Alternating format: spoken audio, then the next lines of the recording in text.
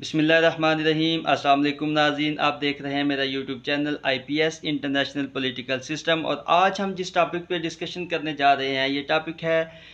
Consumer protection act 2005। ये आप लोगों ने ही हमें पैगामात और मैसेजेस भेजे थे कि इस टॉपिक के ऊपर जो है वो बात करें। तो आज हम कंज्यूमर प्रोटेक्शन एक्ट 2005 जो है इसके ऊपर बात करेंगे। और मेरी जो सबसे पहली प्रायोरिटी होती है वो ये होती है कि मैं इंतहाई सादा अल्फाज, इंतहाई सहल आसान अल्फाज में जो है वो ये इन्फॉर्मेशन जो है वो आप तक पहुंचाऊं, ताकि आम सादा लोग जो हमारी सोसाइटी के हैं उनको भी ये लॉज जो हैं ये समझ आ सकें।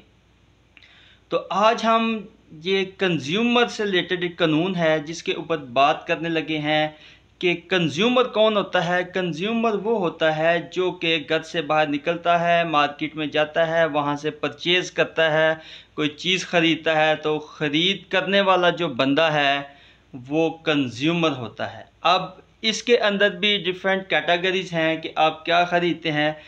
अब एक बंदा जो है वो किसी चीज़ को रीसेल करने के लिए ख़रीद करता है तो वो कंज्यूमर की डेफिनेशन में नहीं आता। जो कंज्यूमर प्रोटेक्शन एक्ट 2005 है वो इसकी डेफिनेशन जब बताता है, सेक्शन 2 के अंदर इसकी डेफिनेशन है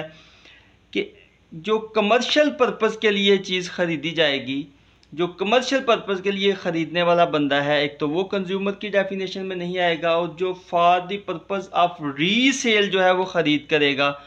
वो जो है वो कंज्यूमर की डेफिनेशन पे पूरा नहीं उतरेगा। अब यहाँ तक जो है वो बात नतीजा ये निकला कि कंज्यूमर वो है जो अपने ज़ाती इस्तेमाल के लिए कोई जगह कोई चीज़ जो है वो ख़रीद करता है, तो वो चीज़ जो है उसके अंदर कोई डिफेक्ट्स निकलते हैं या उसको डिफेक्टिव सर्विसेज जो है वो मिलती हैं, तो ऐसा कंज्यूमर जो है वो कंज्यूमर कोर्ट के साथ जो है वो रजू कर सकता है। यहाँ पे एक चीज़ जो है वो मैं इसकी डेफिनेशन के मुताबिक आपको बताना चाहता हूँ कि इसकी डेफिनेशन की सब क्लास है, उसके अंदर लिवलीहुड का जो है वो जिक्र है कि ऐसा कंज्यूमर जो for the purpose of livelihood कोई चीज़ जो है वो परचेज़ करता है तो वो भी इस डेफिनेशन के ऊपर उतरता है। तो इसके मुताबिक अगर आप कोई चीज़ जो है वो ख़रीदते हैं, कोई मशीनरी ऐसी ख़रीदते हैं जो कि आप उस मशीनरी से आगे कोई फैक्ट्री लगाते हैं, तो इसको हरगिज़ ये नहीं समझा जाएगा कि ये कमर्शियल पर्पज़ है। क्योंकि जब आपने वो मशीन ख़रीद ली तो मशीन ख़रीद के आपने फैक्ट्री लगा ली, तो आप उस मशीन को आगे रीसेल नहीं कर रहे, तो ये जो है रीसेल या कमर्शियल पर्पज़ के लिए इस्तेमाल नहीं होगा। क्योंकि जब आपने कोई मशीन ख़रीद ली है, आपने उसको अपनी फैक्ट्री के अंदर लगा लिया है, तो आप उस मशीन से जो मैन्युफैक्चर कर रहे हैं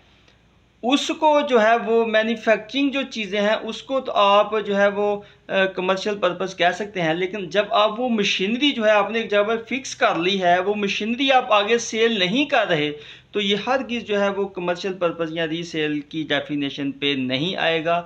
तो ऐसे फैक्ट्री ऑनर्स जो कि मशीनें अपनी फैक्ट्रीज़ के लिए ख़रीदते हैं, मोस्टली इस तरह के केसेस जो है वो हमारे पास आते रहते हैं कि एक बंदा जो है उसने अपनी फैक्ट्री के लिए मशीनें परचेज़ की हैं, तो वो जिस क्वालिटी की मशीनें या जिस कंपनी की मशीनों का उसने ऑर्डर दिया था वो जो है उसको वो वाली मशीनें डिलीवर नहीं की गई, बल्कि जो डिलीवर कर दी गई हैं उनकी क्वालिटी लो है या वो किसी और कंपनी की हैं, या जो उसने डिमांड किया था उसके मुताबिक नहीं है, या मशीनों के अंदर कोई डिफेक्ट्स हैं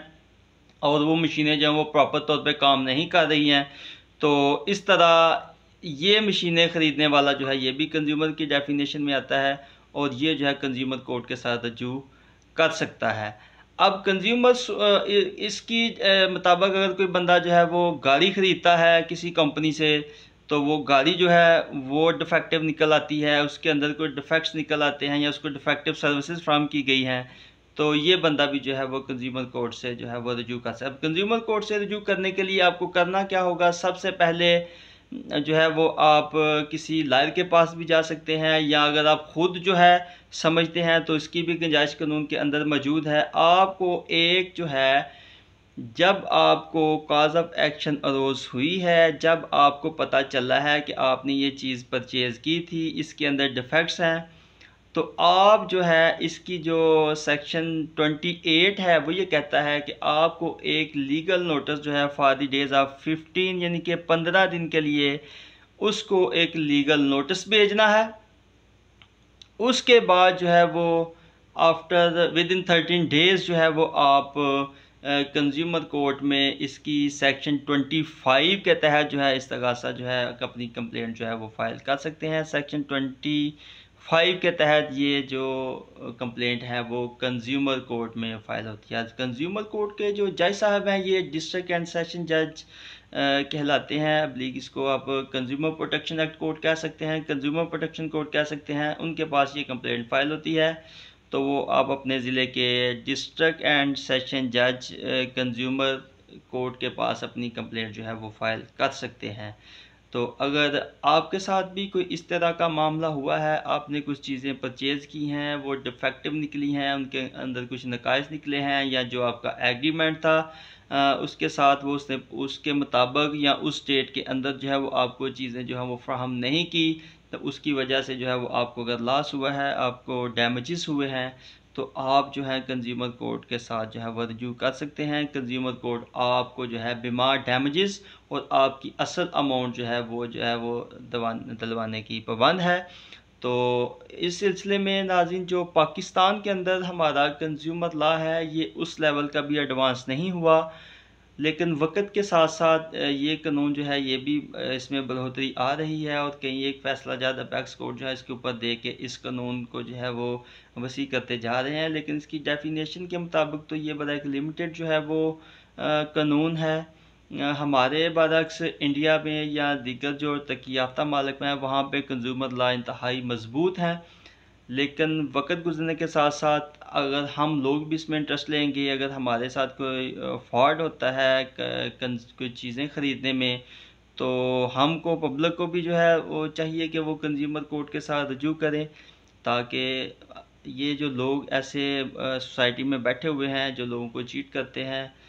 उनके साथ जो है वो आहनी हाथों से निपटा जाए। तो अगर आपके साथ भी कोई इस तरह का मामला होता है तो आप मेरा बगैर सोचे जो है कंज्यूमर कोर्ट से रजू करें, यहाँ से आपको फ़ायदा भी मिलेगा। और ये कंज्यूमर कोर्ट जो है ये एक स्पीडी कोर्ट है, ये बड़ा स्पीडी ट्रायल करती है और यहाँ से लोगों को बहुत जल्द जो है वो रिलीफ मिल जाता है। तो कंज्यूमर लॉ से रिलेटेड ये शॉर्ट सा मैंने इंतहाई आसान वर्ड्स में जो है वो आम लोगों की अवेयरनेस के लिए आज डिस्कस किया है।